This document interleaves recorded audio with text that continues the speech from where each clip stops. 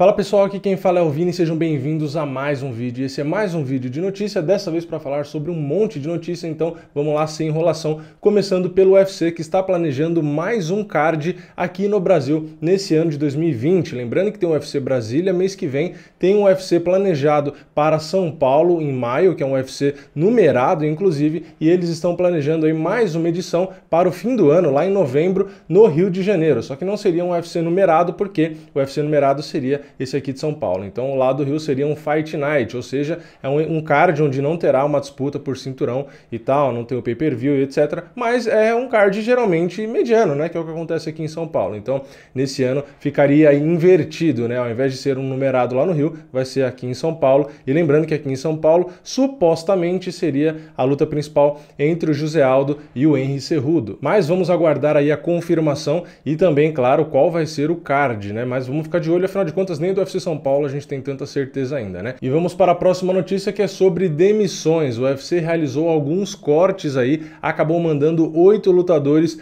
embora, sendo 2 brasileiros, né? Um é o Júnior Albini e a outra é a Kalindra Farias. Então, eles que tiveram algumas derrotas aí nas últimas lutas, etc., acabaram sendo cortados, né? E vale o destaque, o Júnior Albini fez a primeira luta, fez a estreia no UFC, conseguiu um belo nocaute, ganhou bônus de performance e tudo, mas realmente depois emendou uma sequência bem ruim, né? Então, o Albini, que foi cortado, ele tem um cartel de 14 vitórias e 6 derrotas no MMA, só que no UFC ele fez uma vitória, que foi a primeira, e depois teve 4 derrotas. Então, realmente é difícil o UFC não acabar cortando, né? Já a Kalindra Faria, ela tem 18 vitórias e 8 derrotas no MMA, e ela acabou no UFC fazendo 3 lutas e perdendo as 3. Então, também o UFC não teve muita escolha, acabou aí mandando embora, né? Fora esses nomes brasileiros e mais conhecidos aqui do público brasileiro em geral, tivemos alguns nomes aí como o meio médio Nathan Coy, que fez 3 lutas no UFC, ganhou apenas uma. Tivemos o Brandon Davis, peso galo, que fez 7 lutas no UFC e perdeu 5. Tivemos também o peso galo Grigory Popov, que fez 2 lutas e perdeu as 2. Tivemos também o Ben Saunders, que foi o cara que foi demitido, né, que mais fez lutas aí. Ele é da categoria meio médio, ele fez 20 lutas no UFC, só que ele perdeu 10, então ficou no meio a meio ali, acabou sendo mandado embora. Tivemos também o Jin Soo Son, que é peso galo, ele fez 2 lutas no UFC e perdeu as 2. E também, por fim, tivemos o Daniel Spitz, peso pesado, que fez 4 lutas no UFC e acabou perdendo 3. Então o UFC, como de costume, né, ele pega aí uma época e acaba fazendo um corte, tirando os atletas que geralmente têm muitas derrotas em sequência, ou não tá com uma média muito boa. Enfim, é natural, né, de se esperar que eles realmente façam esse tipo de coisa. Afinal de contas, não dá para manter lutador que perdeu 3 vezes seguida, 4 vezes seguida, ou sei lá, das últimas 7 perdeu 5, né, realmente fica difícil. E vamos para a próxima notícia, que é sobre o Michel Prazeres, atleta também brasileiro e também do UFC, só que também não é uma notícia muito boa. Assim como a notícia da demissão não é uma notícia legal, essa de agora também não é. Por quê? Porque ele aceitou aí uma suspensão da ousada de 2 anos, porque ele testou positivo para um agente anabólico. Então, o Michel Prazeres, que já lutou na categoria peso leve, já lutou na meio médio, tem 13 lutas no UFC, venceu 10, acabou aí recebendo essa suspensão bem grande, né? Ele só pode voltar a lutar em 9 de março de 2021. Lembrando que o Michel Prazeres já tem aí os seus 38 anos, né? Então, não é uma notícia nada boa. Mas vamos para a próxima notícia, que é sobre Jorge Masvidal, e ele falou aí, né? Detonou o Kamaru Usman, né? Detonou é a palavra aí que o Combate usou. Lembrando, essa notícia está no site do canal Combate, a do Michel Prazeres estava no MMA Fighting, né?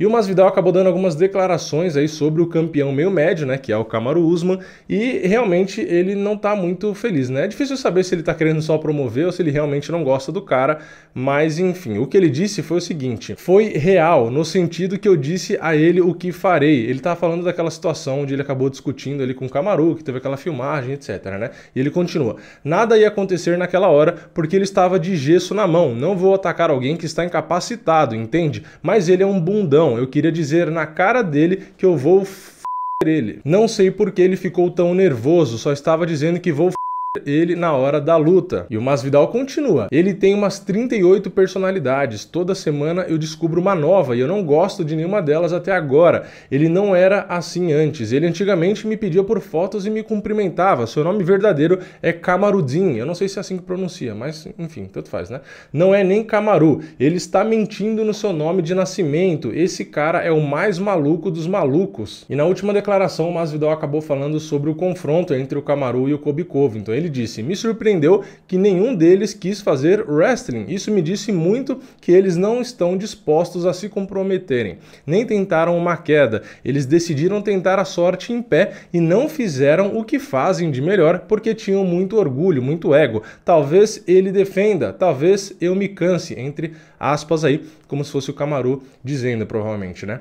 Aí ele continua: não sei, mas isso me mostrou muita fraqueza. Bom, então essas foram as declarações aí do Masvidal, né? Realmente acabam questionando muito ele sobre o estilo de luta do Kamaru, porque o Kamaru é um cara do wrestling que poderia usar o wrestling contra o Masvidal, só que o Masvidal acabou respondendo sobre isso, né? Quando o Kamaru lutou com o Colby Covington, nenhum dos dois quis usar o wrestling, né? Quis ali fazer aquela briga ali de ego e etc, e acabaram ficando só na trocação. Então o Masvidal acha que isso pode ter demonstrado uma fraqueza e vai que o Kamaru, sei lá, né, tenta só ficar na trocação com o Masvidal. Eu acho que isso não vai acontecer, né? Mas segundo o Masvidal, isso seria uma fraqueza e é claro que o Masvidal vai chegar ali para a luta com uma defesa de quedas impecável, né? Resta a gente descobrir na hora da luta o que vai acontecer, se vai ser suficiente ou não. E por fim temos a última notícia, que é sobre o Mike Winkeljohn, que é o coach do Jon Jones. Ele falou que realmente acredita aí na vitória do Jon Jones contra o Dominic Reyes e que ele acredita também que vai ter uma revanche entre eles, né? Que realmente não tem muito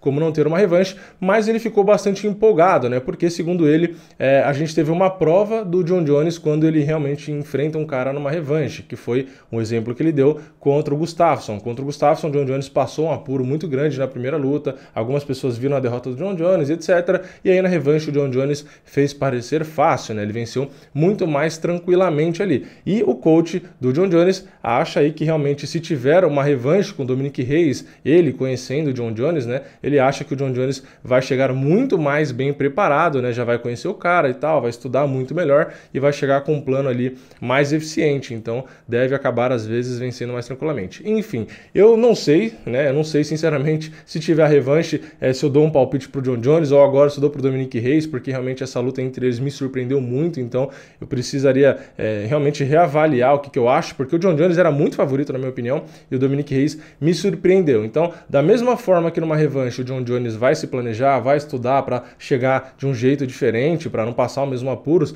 o Dominic Reyes em teoria vai fazer a mesma coisa. Ele também vai estudar, vai ver o que dá para melhorar ali, o que faltou, né, para ficar mais evidente o resultado e também vai tentar corrigir. Enfim, eu acho que a revanche entre eles é inevitável, tem que acontecer. Realmente a decisão dos juízes ali deixou bastante a desejar, né? Principalmente porque teve um juiz que deu 4-1 pro Jon Jones, então foi bizarro aquilo ali. Então isso só ajuda ao pessoal, enfim, a mídia, todo mundo, né? Não só os fãs, mas os fãs, a mídia, o próprio Dana White, todo mundo querer aí uma revanche. Então é bem provável que a gente tenha essa revanche e eu sinceramente não vejo a hora de assistir, né? Eu acho que tem que ter mesmo e eu espero que dessa vez não vá para a decisão, né? Não vá para a mão dos juízes, ou que o Jon Jones nocauteie ou finalize, ou que o Dominic Reyes nocauteie ou finalize, para a gente não ficar com essa dúvida e essas discussões eternas, né? Ah, esse ganhou, aquele ganhou e tal, porque aí realmente fica chato, né? Então eu acho que é mais legal quando eles conseguem resolver ali sem deixar nas mãos dos juízes. Ou se for para a decisão, que seja uma decisão